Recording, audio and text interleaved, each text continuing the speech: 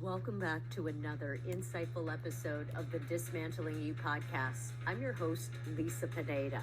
This week's guest is Dr. Jessie Hehmeyer. She is the physician founder of Well Empowered. Dr. H is passionate about guiding you in creating the health and vitality that transforms your experience of life and alters what is possible. Dr. H lives true to this by taking a root cause, natural medicine approach that marries heart and science. Tune in now to hear all this and so much more. Jessie, it's such a pleasure to speak with you today. Your background deeply resonates with my community, so I was really happy to have you on, and I'm going to jump right into it. What do you mean by a heart-centered, data-driven, functional medicine approach? Great question. And it's such a treat to be here with you and your community, Lisa. I know we are two peas in a pod on so many fronts. And, when I think about heart-centered, data-driven functional medicine, I'll start with the easy part, and that's the data-driven part, right? The data-driven part simply means that we are using targeted information in the form of lab tests, as well as information in the form of people tracking their lives, whether that's around symptoms, digestion, skin, energy, all these different things. And we're also marrying it with through grounding in your why. Your why. Why is your health so important to you? And to me, that is really the heart-centered component of it. Right? The heart-centered component of it is guiding you initially when we begin working together. I guide people in offering what I call your vision of vitality for your health in your life, your vision of vitality for your health in your life. And the reason why I have found this to be so essential to the process is we don't buy what we do, we buy why we do it. And I'll say a little bit more about that. But the what, the logistics of the shifts that need to occur to facilitate healing, right? That we figure out with the data and with the tracking. And, by data, again, I mean labs, right? And so all of that together helps us understand the targeted path to healing. However, for any one of us, we are going to encounter challenges. We are going to be required to make some changes that come easily and some changes that don't, or at a certain point cease to become easy, right? And so when we're moving from our unique why is my health so important to me? What does it make available for me in my life? The heart is leading the way, and it really transforms what becomes possible, right? And that functional medicine, that really is the root cause healing that we're engaging in this journey together. I love that you're in this space that helps people thrive and live better. You're an expert in metabolism and root cause. Can you tell us what are some of the overlooked causes of slow metabolism? Yeah. It's so funny, Lisa, right? So often I'm working with someone and in our initial conversations, they're like, oh my gosh, pulling my hair out. I'm doing all of the things and I'm not seeing a budge in the right direction. Maybe it's going in the wrong direction. Maybe the scale's holding steady, right? And I always think like, okay, there's a reason, right? There is a reason. And so that's where that data-driven approach really comes in handy, right? So some of the common underlying physiological reasons someone's metabolism is slow, one of the most commonly overlooked one is elevated inflammation. And now the term inflammation, right, sometimes that gets used to describe symptoms, right? I'm so inflamed, my joints hurt, or my skin is red, or whatever the case may be, right? But more often than not, inflammation, people don't notice the symptoms. They're kind of hidden, sneaky symptoms because they just haven't been told they're connected. That's all, right? And so inflammation is a knowable number. We actually measure that. There are many different ways, but there are some common ways that I have found to be most useful in understanding what someone's kind of resting inflammatory numbers are looking like. We look at those, and when that's elevated, it's like puzzle puzzle piece gathered, right? We now know where we must start before that metabolism can start to churn and burn. Because, it's a funny thing. When inflammation is elevated, our body gets this message to conserve energy, store it away for a rainy day. And so people will be beating their head against the wall thinking like, what is going on here? Doing all the right things, when really what is going on, they just can't see it, right? It's happening undercover, but we have reliable ways of breaking that cycle when it happens. And the cool thing about that, Lisa, is I'll see someone, we'll be working together and they'll be doing the things, they'll be making the shifts that we to support and reduce and break that cycle of inflammation. At first nothing will happen. And then all of a sudden, boom, right? Their body, you can just see by the evidence on the scale that inflammation is starting to come down. And then of course we circle back and we actually measure it again, because I want to see the progress. And that is such a fun thing to see when someone's inflammatory markers go from sky high. Typically it trends down, and then boom, it's right where we want it to be. So that is, that inflammation is a commonly overlooked piece. Another commonly overlooked piece of, a slow metabolism, root cause of a slow metabolism, is what I would call suboptimal insulin sensitivity, which is a very, very different thing than lab high, right? So to say a little bit more about that, fasting insulin, most labs will call that number normal as high as 18, even 20 for some. The thing is we know that there is a real physiological impact. You're at an increased risk of a variety of diseases, including obesity, when that fasting insulin starts to creep up above 7. So above 7, it was so funny. I met with a woman last week, and one of her things is she's like, I'm doing all the right things. The scale's not budging. Her fasting insulin was 13. She's like, but it's totally in the normal range. I'm like, yeah, but it's a far cry from optimal. We need to bring that down. We need to knock that down under 7, and that is going to have a reliably positive impact on the scale over time. Is there a blood test for inflammation, or do you have to? Yeah, no, blood tests for inflammation, there are a few different ones. The ones that I turn to most commonly are HSCRP. The long name for that is high sensitivity C-reactive protein. Mm-hmm. And I like to see that HSCRP coming in at 1.5 or less. So if it's over 2, I'm like, this is playing a role, but it's not the keys to the kingdom, right? If it's over 5, it's like bing, bing, bing, bing, bing. There's a real, this has to be handled. And between the two, we're still going to go after it, but there are probably a few other things going on. So that HSCRP is a big one that I do routinely on the people who I work with who, their metabolism is just, they feel like it's super slow. Another thing that I will look at in the world of inflammation is called homocysteine. So homocysteine, I like to see that between 6 and 8. And again, similar to that, fasting insulin, oftentimes labs will call homocysteine normal as high as 11, 13. Last week, I saw someone who's, their lab company, they brought their results to me. Homocysteine was normal as high as 15, which I've never seen before. But, you just see all kinds of things. And one of the big takeaways I hope everyone hears in this is normal is not optimal. Normal is not optimal. What we want for you is optimal. That's huge. Can you give us some ways to bring that inflammation down? Yeah, absolutely. So there are many different approaches, but I will talk about nutritional shifts, and I'll also talk about supplements. Now, for any of you listening, my encouragement is to listen from what might make a difference for me, right? Because all of you are in different places with your journey. All of you have different habits and different levels of knowledge, and that's great. So we want you to listen from, okay, what will make a difference for me? So when I think about that inflammation, there are a few common nutritional culprits.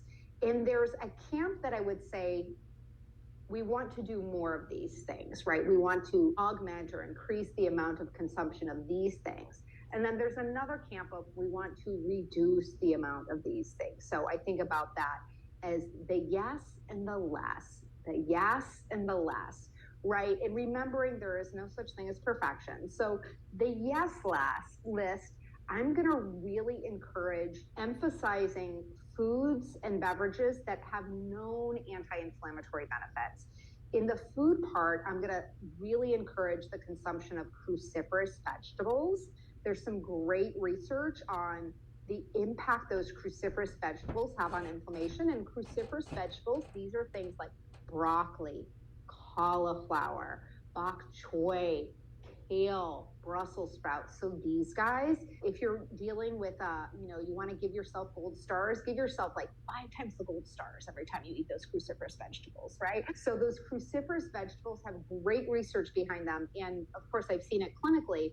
When those are brought in, they really do meaningfully help bring down that HSCRP in particular. Other things that I think about in that anti-inflammatory world is how can we work in things like garlic or cinnamon or curry powder, which is a mix of all kinds of fabulous anti-inflammatory, spices. So working these into your diet, whether it's adding cinnamon to your morning coffee or your morning smoothie, or I often will roast vegetables and put olive oil and cinnamon on them. So just looking at places we can do that. So in green tea, another great way we can really push work the wheel to break the cycle of inflammation. So those would be the big things: cruciferous vegetables, anti-inflammatory spices, green tea. Let's see how we can give those a little more attention, right? So those are our yes list. And then on the less list, we're going to start with things like sugar. Sugar is public enemy number one. And, sugar is a sneaky thing because I was working with a woman today, and one of the things we always do in the journey to, leaving someone self-sufficient with the ability to produce the outcomes themselves is we really dig into okay, what is the nutritional information behind that? Because I want you to understand that. I want you to be able to go out there in the world and read labels and know what we're seeing here. So for example, she was sharing, she got a bug a couple of weeks ago, which was unfortunate. And, understandable comfort food was Campbell's tomato soup. Well, we pulled that up and we looked at the Campbell's tomato soup. Not surprisingly, it has things in it I would discourage consuming, right? And it had 28 grams of sugar for a can of Campbell's soup, right? Tomato soup. Insane, totally insane. Now we looked at, okay, what else could you have had that, I understand you didn't feel well. We want you to feel nourished. How about some chicken and rice chicken and rice soup? Great, let's go that route. And we pulled up some examples and we looked at that. That had 3 grams of sugar for the whole can, right? So it's a little game of understanding, okay, where might this be sneaking in that I don't even know, right? Because most people know when they're eating a cookie that it has sugar, right? But most people aren't so certain, if they're eating some tomato soup, they probably aren't guessing that it has 28 grams of sugar in it, right? So sometimes it's just a matter of starting to familiarize yourself with, okay, in this drink I get every morning at Starbucks or my local, coffee shop, how many grams of sugar are in this? And, the point isn't to go from A to Z overnight. The point is just to go from A to B to C, right? Just progress over time. Over the course of a month, if you can go from A to B to C, you are making great progress. Just keep that up, right? So that sugar's a real stinker. The other thing that I would point to, and I am by no stretch of the imagination a vegan, is, too much red meat is pro-inflammatory. I eat my red meat typically once or twice a week, not more than that. And everybody's genes are going to need a little bit different amount of care on that front. But I think for most people, if you're just not quite sure where to start, but you already know you're having red meat 3, 4, 5 times a week, that would be another great place you might begin. You might take it from 5 to 4 or 4 to 3. But again, just that next better game, looking at, okay, maybe I'll do chicken instead of steak that night. Maybe I'll do fish instead of steak that night, right? Making those little shifts over time. And then last but not least, there are other things I could add to this, but the alcohol can be a double whammy in so many ways, right? So it can be a double whammy from the sugar alcohol perspective.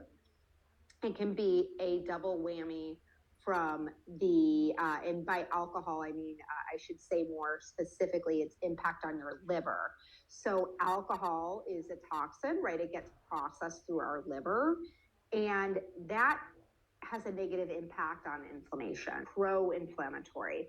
We have also with the alcohol thing is oftentimes when people are consuming alcohol, it leads to consuming other things they wouldn't eat otherwise, right? Maybe they weren't going to have the cookies that night, but instead they eat 10 of them, right? It just lends itself to those kind of shifts. And then the last impact that alcohol has on, inflammation is the way it interferes with our natural cycling of REM to non-REM sleep, right? Even if you feel like you are sleeping well, it is undercover impacting the quality of your sleep, which does impact our body's healing process, our capacity to take out the trash when we sleep, which is one of the things that sleep provides, is an opportunity to take out the trash in our brain as well as in the rest of our body. So a number of different ways that alcohol impacts our inflammation. So, again, on that front, you might look at, am I having the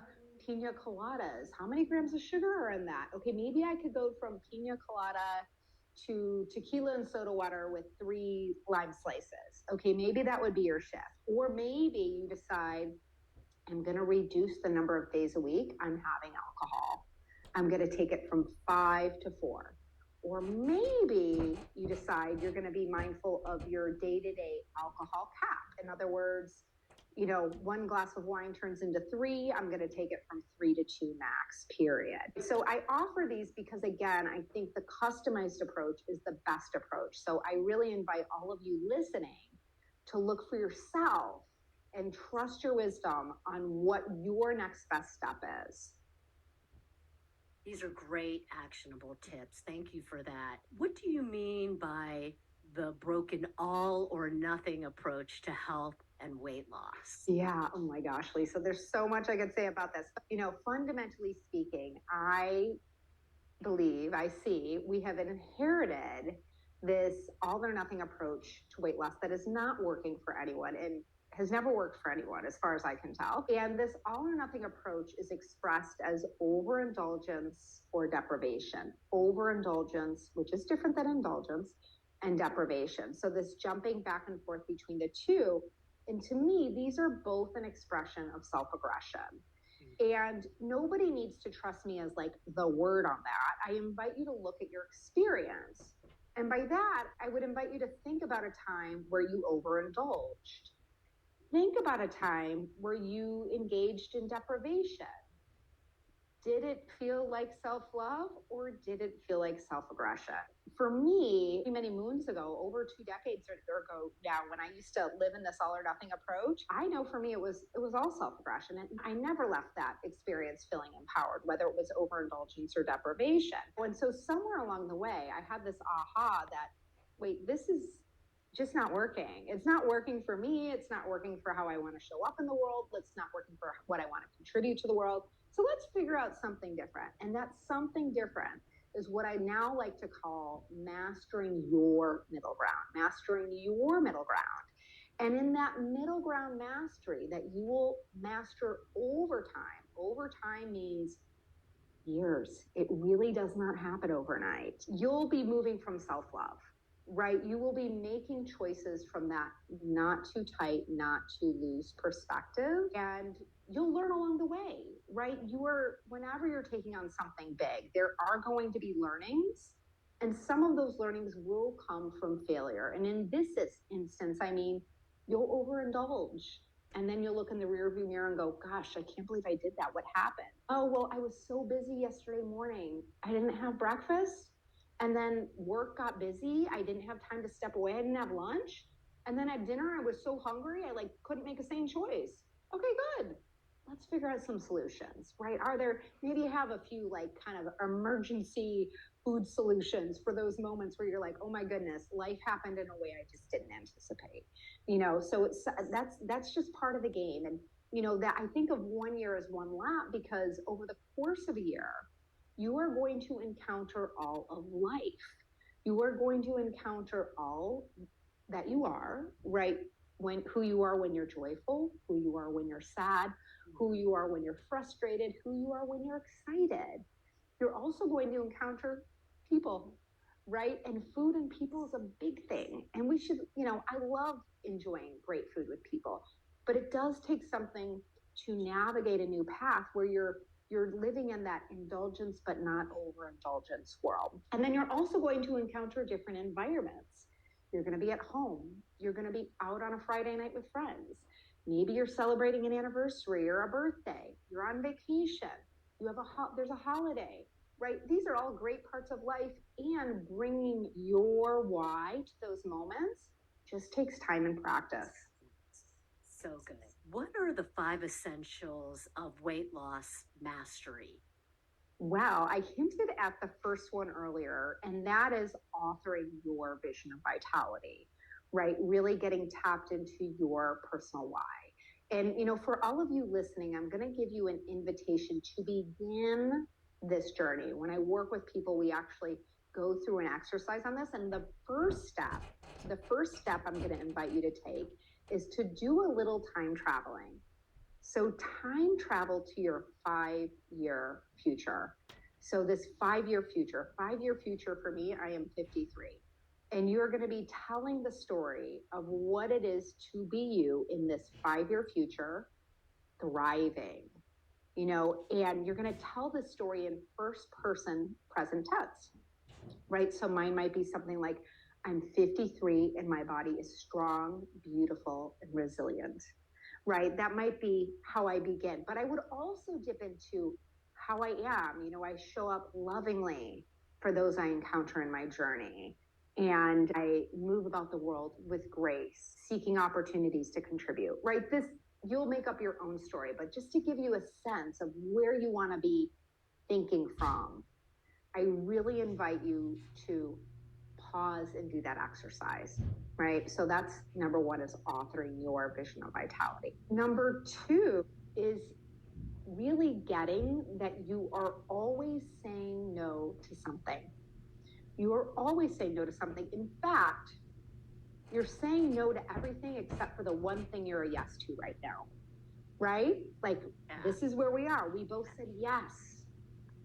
Everything else we're a no to right now, right? And the same is true with nutritional shifts, because nutrition is really, it's just such a powerful access to elevating our health and to shifting our body and our mind and our spirit. And it's challenging, right? It's challenging.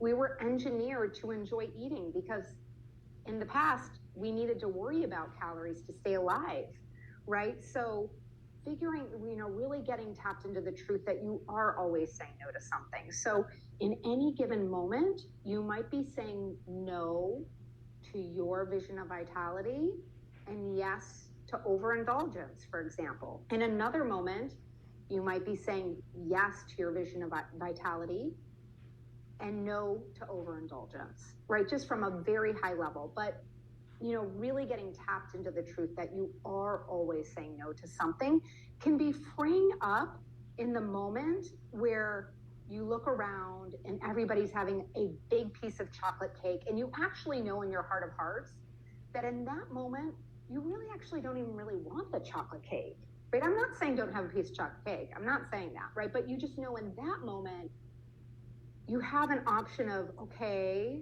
I'm going to be yes to doing this so that I can do this with everyone else, but I'm going to be giving something up that really matters to me. So we have a choice in those moments, right? Number 3 is giving up this notion of perfection, right? Really giving up this notion of perfection and instead bringing a whole new way of being to your health and vitality. And I like to call this playing a better game. So I like to think about this as, stepping into an inquiry with yourself called, what's the best game I could play right now? And that now is just right now. So, around the holidays, oftentimes people take a, pardon my French, screwed approach, right? And they create this false deadline, right? Okay, January 2nd, I'm never eating sugar again.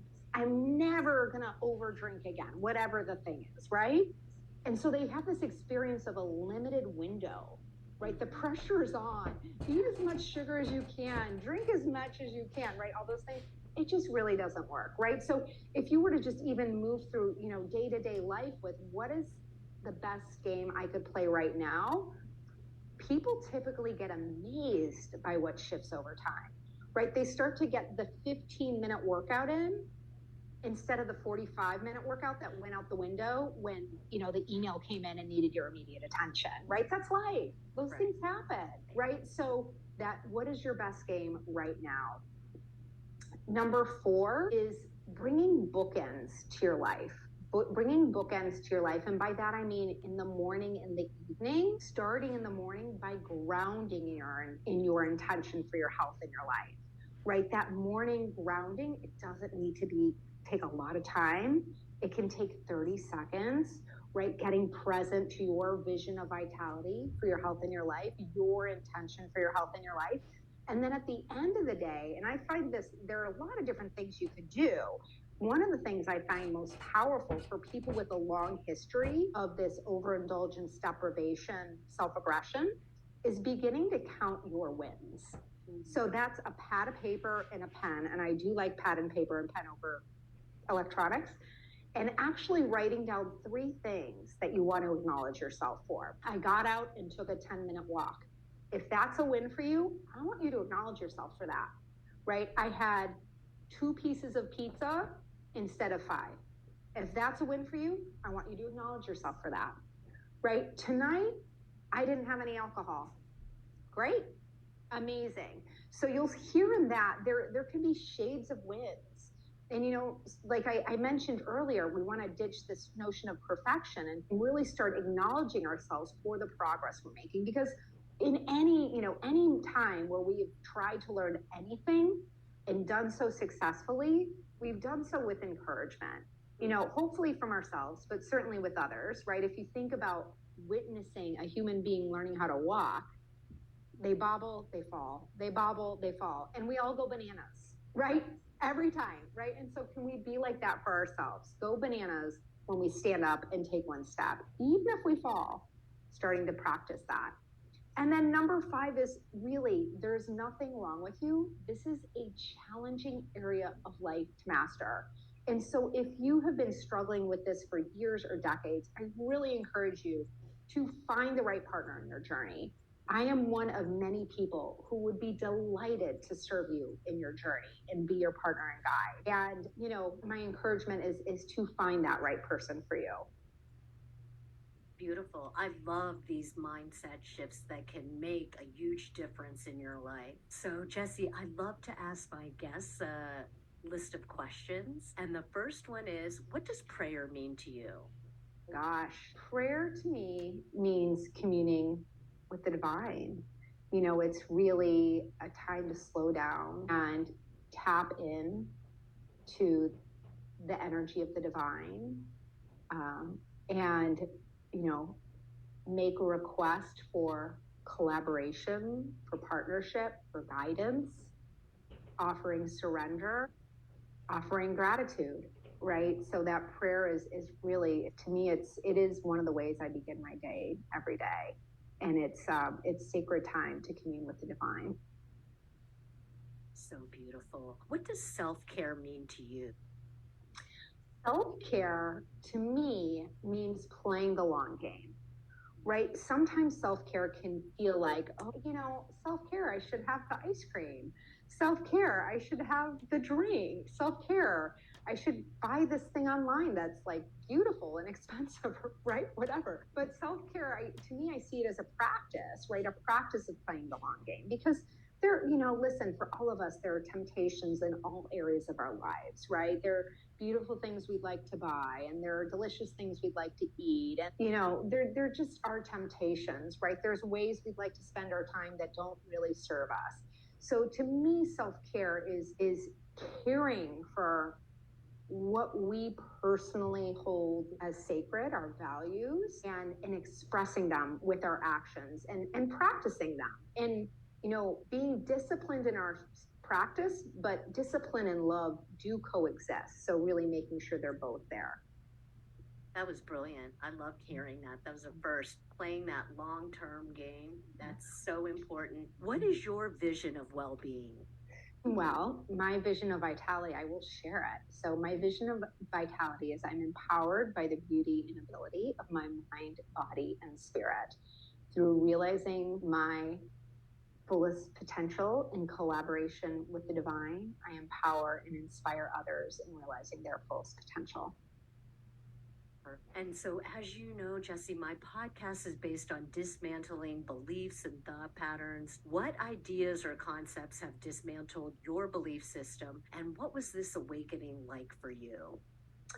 Oh my goodness, so many different things. So, where to start, right? I will say, really being introduced to the concept that my narrative is different than the truth with a capital T, and being able to see where I was collapsing those two. That was a really powerful aha that for me happened back in 2001, right? That was a while ago now. And for me, how I had that aha was through a course called the Landmark Forum, a 3-day seminar. And, out of that seminar, I still bring it with me, those concepts to this day. So that was one of many ahas that I got out of that. But over time, other big things are things like just really getting that discomfort. We may not like it. We may not want it, but it's going to be there sometimes, right? So there's this sense of how do I be at ease with unease? And ways I have found some really useful ways of working with that. I would say a few different things. One is Pema Chodron. I adore her. Is, as a lot of you I'm sure know, Pema Chodron, Chodron. Her books are fabulous. I've never met a book of hers that I don't love, so she just does such beautiful work and really is so devoted to people evolving and thriving. And also I would say through movement, I learned so much through movement, whether it's yoga or strength training, or at one point in my life, I was a big runner. And with all of these things, so much of it to me is working with me, right? Like, how do I show up for myself when the going gets tough, right? Because the truth is, some days, the super duper difficult leg press will feel like a piece of cake. It's like, I could take on the world. Just show me Mount Everest. I'll summit it today, right? That, and that's how life can be. And then other days, it can just feel like a real grind, right? It can just be really, really challenging. And that's, again, just all part of life. But to me, movement is such a playground for seeing that and finding new ways of productively being there for myself, like fully showing up, again, bringing that discipline and love to the moment, right? And in some of the conversations that I've learned to cultivate over time is really acknowledging that I know I'm going to give 100%. But 100% one day may be different than 100% than another day, and that's okay. But I promise I can trust myself to give 100%. And beyond that, what else can any of us do? If there was one thing you wanted people to take away from this conversation today, what would it be? It would be to get, first of all, I'm going to give you two. It would be get connected to your why, right? The why around the what and the why, they live together around your health in your life. Get connected to your why. And then get into action around playing a better game, right? Be in that inquiry. Bring that with you throughout your days in earnest, at lunch, at dinner, at your snack. And, really each moment is a new moment, right? So if you look in the rearview mirror and you see, yeah, you know what? I had the hamburger for lunch and I said I was going to have the salad. Okay, great. But there's dinner. You can play your best game at dinner. What would it be to play your best game then? Where can listeners get in touch with you, and what is your preferred social media? Yeah, so you can find me at wellempowered.com, wellempowered, EMPOWERED.com. You can also schedule a complimentary consultation on our website, wellempowered.com. And then I have a sneaky little hidden link if you'd like to look at some offers that are unique to you, which is wellempowered.com /gifts. Yeah. And then last but not least, my preferred social media is Instagram. You can find me there at Well Empowered. I'll be sure to include all of this in the show notes. Jessie, thank you so much for coming on today and empowering people through your expertise. Thank you so much, Lisa. It's been such a treat to be here with you and your community. If you like this episode, please be sure to hit subscribe so you can be notified when new episodes release. And share it with someone who you think it would make an impact on their life. Till next time, here's to dismantling you.